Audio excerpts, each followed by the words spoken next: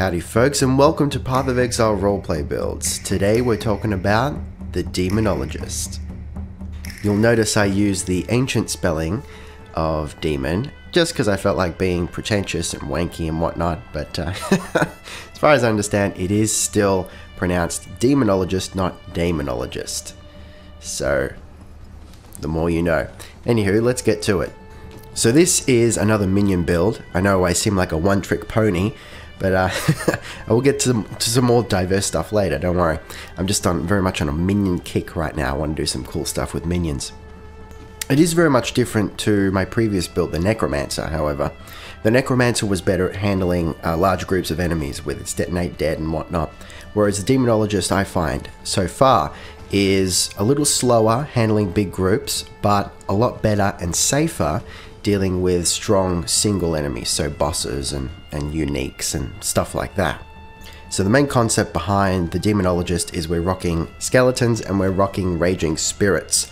The reason I've gone with these two summons is because stylistically, roleplay wise, they feel more like a Demonologist type thing rather than a Necromancer type thing. The Necromancer, while not literally reanimating corpses, the Necromancer uses corpses to summon zombies, whereas the Demonologist sort of pulls these things out of thin air, and that feels more like a ritual demon summoning thing rather than a necromancy thing. So that's why I've gone with skeletons and raging spirits. So on top of that, so all our damage is from these summons, so we want to try and enhance or augment that damage as much as we can. Cue the auras. Okay, now let's look at the skills. First up, we've got summon skeletons, of course. So what you want to do with these guys is as soon as you find some enemies, hopefully before you aggro them, you bust out all your skeletons. Here at level 20, I've got 6 available. So you get all your skeletons up and they become your bone wall, so to speak. They become your tank to, or even your crowd control, if you like, to slow down the enemies. They take the aggro, ideally. So at first they're going to die pretty quick, and it's almost just like a formality summoning them. But as soon as you get a couple passives, a couple of minion passives, they start to survive battles, and that is awesome. Because then they're not just your tanks, but they're doing a little bit of damage as well, and that's what you want. Next up, we've got Summon Raging Spirit. Now this is your main attack skill. I've got this bound to right click, and I spam the hell out of this. And at where I am at the moment, at level 20, I can spam this literally indefinitely. I can spam it forever, and I never run out of mana. I've got enough mana regeneration to support constant summoning of raging spirits. What drains the mana is summoning skeletons. So once your skeletons start, being more durable and they start surviving battles, then your mana reserves stop draining completely, and that's exactly where you want to be. The last summon we've got is Raised Specter. Now, I'm still not sure if I'm going to keep this. I'd actually planned to use Animate Guardian, because I like the idea of, perhaps summoning a demon and possessing armor and weapons and whatnot. Roleplay wise, that really worked for me. But at least where I am now, with minimal minion passives, the Animated Guardian is bullshit. Unless I really, craft it up, which is a possibility. I might try that. Sort of craft it using really rare magical items, and even putting skill gems in it. I'm not sure if it'll use the skills, but just spitballing, I can try it out. Unless I do that, it's just really, it's a liability more than anything. And even a Raised Specter at the moment. Now I know they get better the more you spec into them with the passives, because I know people, build entire builds, entire characters using Specters, but at the moment it's not much better. But we'll see. I'll either use one or the other, or who knows, maybe I'll just throw both in, the more the merrier. So we got Raised Specter, it's not doing much. Let's just say Raised Specter / animate minion, and we'll see how it goes. Alright, now we get to the funky part, auras. So my ultimate plan is to stack anger, hatred, wrath, and discipline to, get all this elemental damage onto my minions, plus discipline for the added energy shield to, you know, tank them up a bit. Now, I'm still not entirely sure how that's going to work. I believe I will be able to stack that many auras, but we'll see. I may have to refine the build and do some finagling and work some specific equipment into it so that I can, you know, stack that many. Because at the moment, at level 20, I can't even stack 2. I think in a little bit, once I get a couple more mana reserve reduction passives, I will be able to get 2 going. So my goal is, worst case scenario, I definitely want to stack 2 auras to help out my minions. Best case scenario, I want 4, but we'll see how that goes. Alright, now let's look at the passive skill tree. I've started with the Witch, and this is a big 95 point planned build. It's bigger than my last one, so let's hope I get to it. So first things first, I'm going to scurry up here and grab Lord of the Dead. The reason I've gotten this straight off the bat is because it gives me +2 to the maximum number of skeletons I can summon. And that +2 is going to sustain me for a little bit until I can get to the other minion nodes on the tree.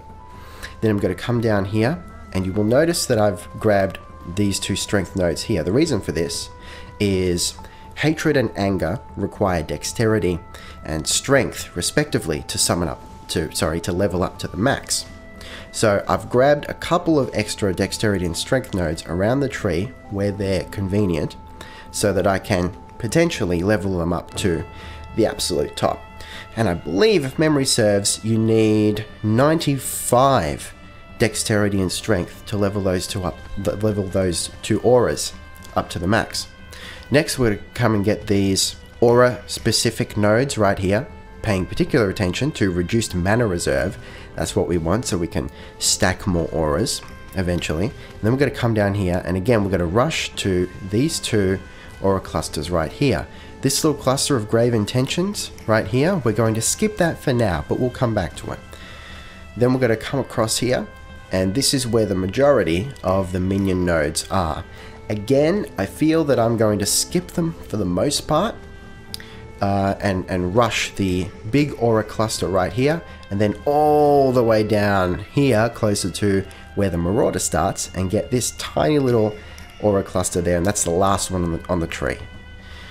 And then we'll come across and get all the remaining dexterity, strength, and minion nodes left in our path, and then, depending on whether or not we stick with Specters, we come up here and we can get Death Attunement. But if not, if we decide Specters, nah, they're not doing it for us, then that's great. That's a whole bunch of nodes we can save there.